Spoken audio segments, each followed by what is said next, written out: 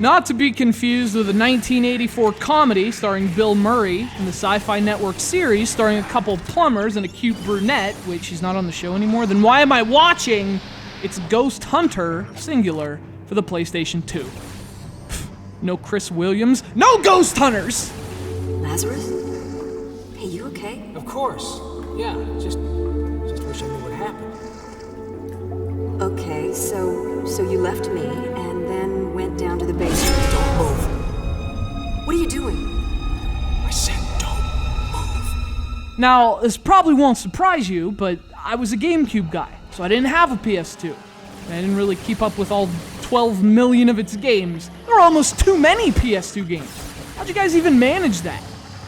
We didn't have that problem with the GameCube, and we didn't have Ghosthunter. This was a PS2 exclusive developed by one of Sony's internal teams and released in 2004, with hype as big as a 100-foot marshmallow man. Although I gotta tell you, this one's a bit melty.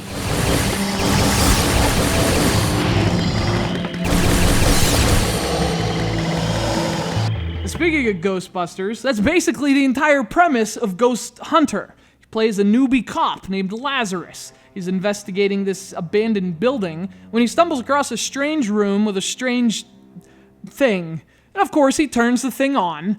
Actually, he turns off the protection grid, basically. And, well, you know what happens next. Cue the Mick Smiley, because our prisoners have been released!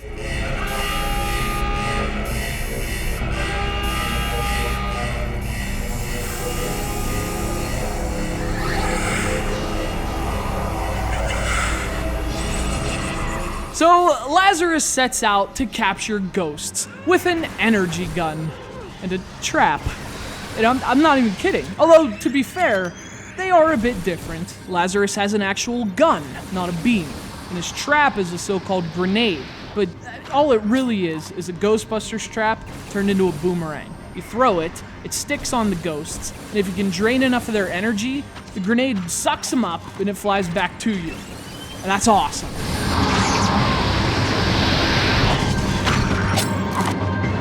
That's the thing, there's so much about Ghosthunter that's just awesome. The premise is fun, the graphics are spectacular for a PS2 game, even the voice acting is great.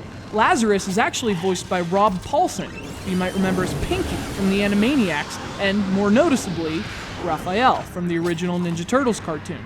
So, not only is Lazarus cool, he's also crude. You think you're worth that kind of effort? Yeah, pretty much. I look like a prankster?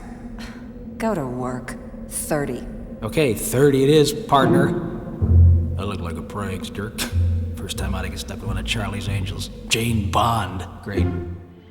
So, listen, there's a lot to like about Ghosthunter. I mean, I wanted to love this game, but the thing is, all that good stuff, it's hollow, because the game at the core of Ghosthunter isn't nearly as interesting or well done. In fact, the scariest thing in this game is the camera, which really struggles to keep up with the action. Speaking of the action, though, that's probably where Ghosthunters disappoints the most. Now, there are basically two elements to the gameplay, moving and shooting. You can run simply by holding down the X button, and when it's time to shoot, tap the circle button to bring out your gun. That's where things get clunky. See, Lazarus is really slow when his guns are out. And that's understandable, but a lot of the battles require movement. So you're constantly tapping buttons to switch between the run and combat modes. And it's just way too slow and cumbersome of a system. You know, one thing that kind of bothered me is the game's mood. It's like, it can't decide if it wants to be creepy and atmospheric or funny and lighthearted. I mean, you can do both. Ghostbusters did it flawlessly. But when Ghosthunter tries it, it just comes across as confused and ineffective. There's no singular, coherent vibe here. Just disparate ideas that never really come together. Don't take another step, please, Mr. Fancy Britches. Okay, you just keep calm, ma'am. I'm a police officer. Ghosthunter was released to some seriously mixed reviews, but what it really comes down to is great style, disappointing substance. I mean, this isn't a bad game by any means, but when the style is this good, you kind of expect gameplay to match. Ghosthunter never quite gets there, stuck instead in a kind of hazy limbo. Somewhere out there in the fog, you can see a great game, but with Ghosthunter, you never quite get to it. Thanks to our friend Sean from Pacifica, California for sending it in.